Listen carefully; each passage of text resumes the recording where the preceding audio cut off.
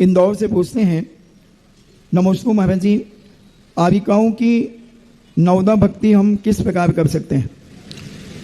अब यह एक ऐसा विषमवाद का विषय है, इसमें कई बार इसकी स्थिति बन गई है। बस यही है कि यदि आपको पूज्य गुरुदेव आचार्य विद्यासागर महाराज के ऊपर विश्वास है, तो उनको यदि प्रमाणिक मानते हो, तो उनके द्वारा दीक्षित हमारे संघ की जितनी आरिकाएँ हैं, आप उनकी चर्या देख लीजिए और आपको यदि पसंद आती है और आचार्य श्री की प्रमाणिकता आपको लगती है, तो हम तो यही कहेंगे कि मेरे गुरु ने जो परंपरा चलाई है वही प्रमाणिक है, आगम सम्मत है।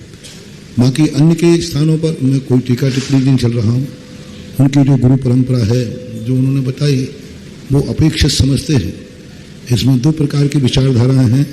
मेरे गुरु की जो व्यवस्थाएं हैं वो आप यत्र तत्र सारे भारत में हमारे संघ की आरिकाएँ विचरण कर रही हैं और वो चर्या का पालन कर रही हैं। आप खुद देख लीजिए, जान लीजिए।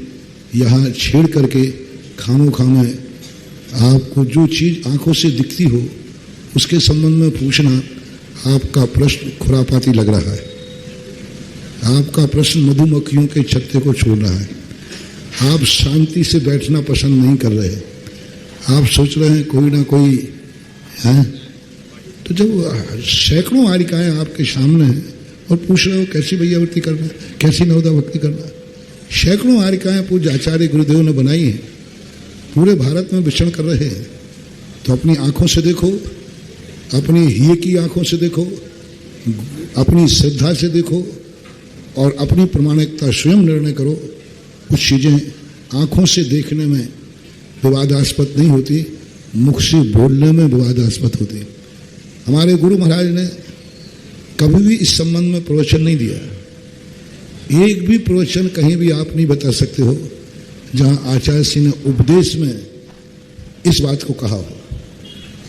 उन्होंने आरिकाओं को दीक्षा दी, आरिकाओं की विधि बताई, आरिकाओं को सब कुछ बताया, लेकिन उस विधि को उन्होंने प्रवचन का रूप नहीं लिया। क्योंकि कल अन्य लोग जो हैं, अन्य गुरु परंपराएं हैं, उन परंपरा में कोई विषमवाद की स्थिति न बने तो अच्छा है। इसलिए जिज्ञासा करने वालों से मेरा कहना है, विषमवादित प्रश्न न करें। इसका नाम जिज्ञासा है।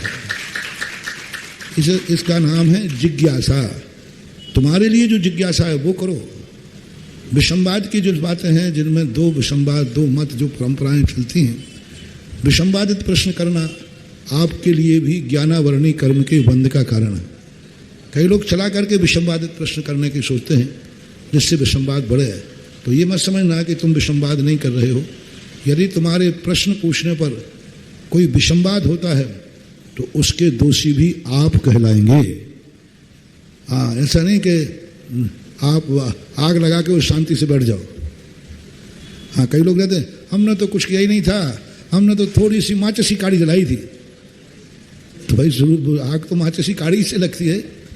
तो ऐसे प्रश्न जो आज, क्योंकि ये प्रश्न इतने बार होने से कोई सुधार तो हुआ नहीं, विषमवाद ही होता है, सुधार होता ही नहीं। क्योंकि जो जिसकी परंपरा है, जो जिस रूप में ढल चुका है, वह किसी भी प्रकार से अपने आप को परिवर्तित करना नहीं चाहेगा।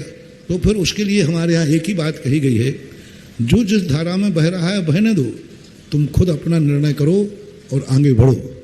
दुनिया का लोटा छानने की अपेक्षा अपना लोटा, इसलिए जिज्ञासाएं खुद अपनी खुद की करो, जगत की नहीं।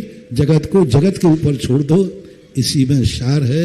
आगम की बहुत जिज्ञासाएं, आगम हैं, शास्त्र हैं, जिनवाणी माँ इतनी भरी पड़ी है, वो जिज्ञासाएं करो, अच्छी जिज्ञासाएं करो, विषमवादित नहीं। जो किसी की परंपरा को आक्षेप पहुंचाए, ऐसी जिज्ञासाएं नहीं करना चाहिए। मुकेश जैन इंदौर से पूछते हैं, नमस्ते महाराज जी, जैन दर्शन